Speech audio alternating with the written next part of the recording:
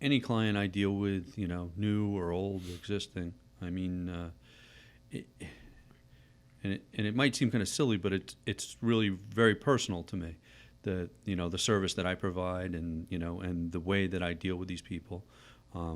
Always try to be as honest as I can in every aspect of what we do, and what I do for them, and and it's because of that I expect that back, and I know I can't realistically, but I mean that's Well, and we treat our vendors that way. right. Yeah. I mean, we have, we certainly have people that walk in through the door all the time. Oh, I can beat your price on this. I can beat your price on that. I can beat your price on this. And well, yeah, but you know what?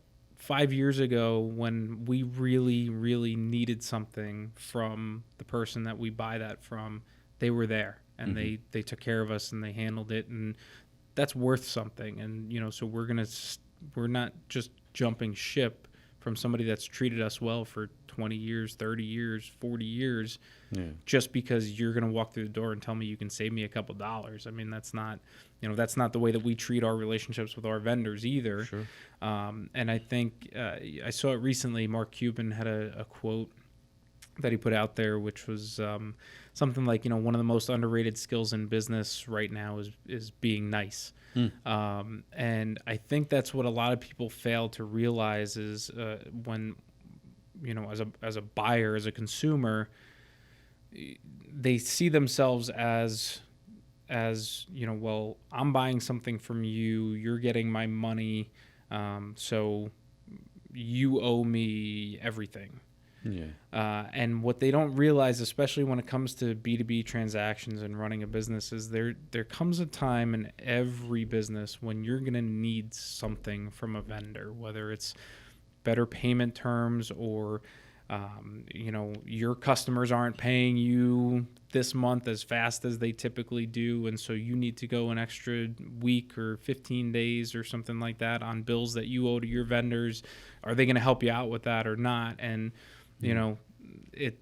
there comes a time when if you're always the squeaky wheel and you're always the the one that's treating somebody that way, when you need that, they're not going to be there for you because there's no reason for them to be there for you. You've not been there for them. Right. Yeah, no, that's something we deal with. I mean, that's a great point because I think right away towards our policy of rush jobs, we never charge a rush fee.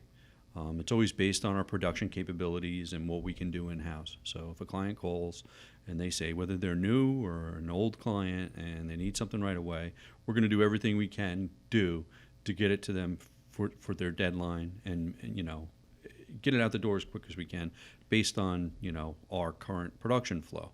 And we're honest about that too, and we'll work overtime and weekends to help them make that deadline. But if you're dealing with a client that sometimes does work with you and sometimes doesn't, the time you get the call is when they need the rush. Right. And they're ordering their other jobs online, and they're realizing that if they're going to get a rush from a company that does their online printing, they're going to have to pay a lot more money for it now. But or it's not going to be an option because by the time it gets shipped and there's they just can't no make way. the deadline. Right. It's impossible. Yeah. So. Yeah, and I think that's the other aspect of that too is what I don't think people who act a certain way when it comes to dealing with their vendors don't realize that they're generally speaking is always an asshole tax. It's got to be worth our while to do business with you. And if you're always going to be difficult and you're always going to, if that's the way that you operate and that's the way that you act,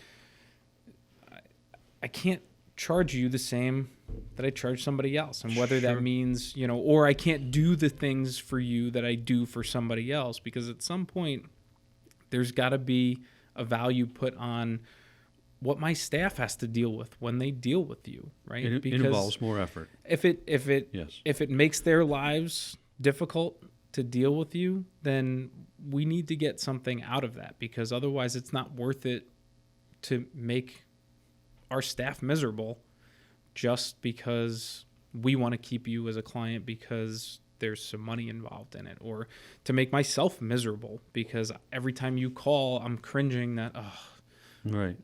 this person's on the phone and Yeah. I don't want to have to deal with them. And, and there's a certain part at which it's, a point at which it's just not worth that. And so if you are that, but you're still getting service, Right. it's important to understand that you're most likely paying for that at some point, whether you know it or not, or think it or not. Hey, YouTube, thanks for watching. If you like this, click on the links for more from the Messengers. Don't forget to visit us online on our website at messengers.blog, and click the subscribe button below and hit the little bell icon for notifications when new videos post. Thanks.